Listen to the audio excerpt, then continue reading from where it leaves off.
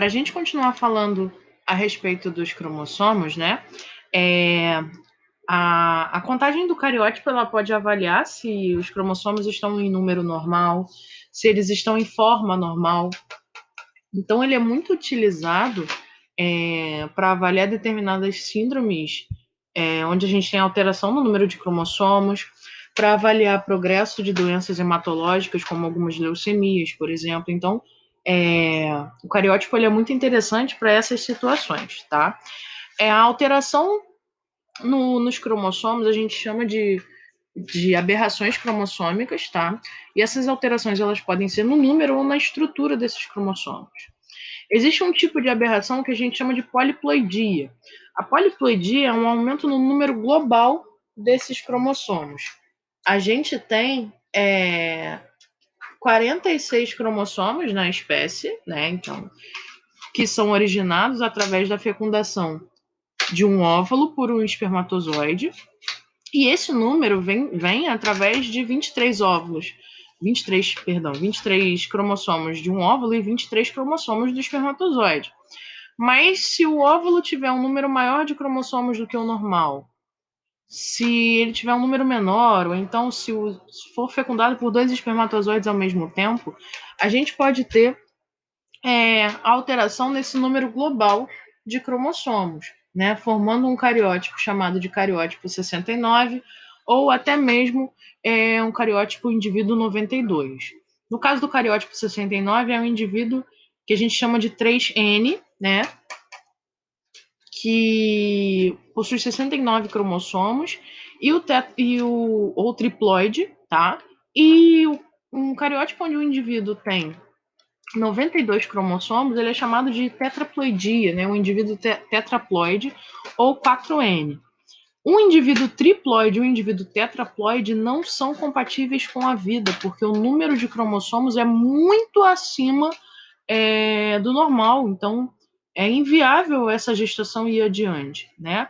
O organismo vai aceitar pequenas diferenças na quantidade de cromossomos, 45, 47, mas um número tão anormal, tão incomum assim, não é compatível com a vida, tá? Então, para os seres humanos é letal.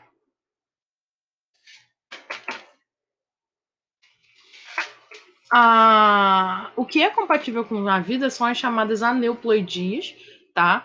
A aneuploidia, ela é uma alteração em uma quantidade pequena desses cromossomos, tá?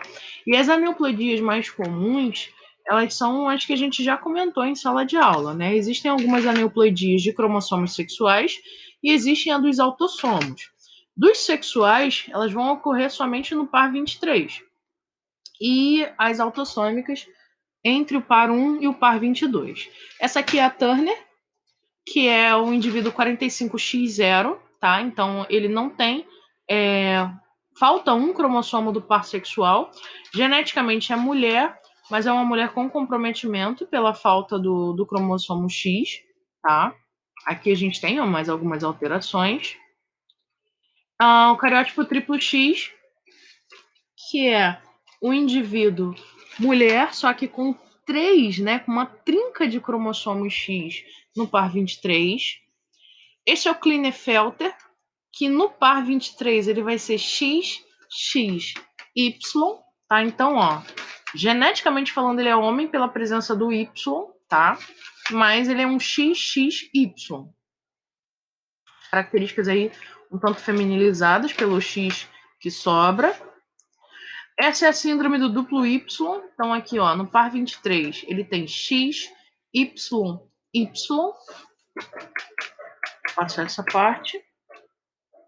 E aqui a gente vai falar das alterações nos cromossomos autossomos, que a gente chama de trissomias, né? A trissomia mais famosa é a trissomia do 21, que é o que a gente chama de síndrome de Down, tá? Então, é um cromossomo a mais no par, onde seria, né, o par 21, pode ser um pedacinho só, pode ser um cromossomo inteiro. Essa é a trissomia do 18, que é a síndrome de Edwards. Então, aqui, ó, onde seria o par 18, esse indivíduo tem 3 cromossomos. E essa é a Patau, o Patau, né? A pronúncia varia um pouquinho.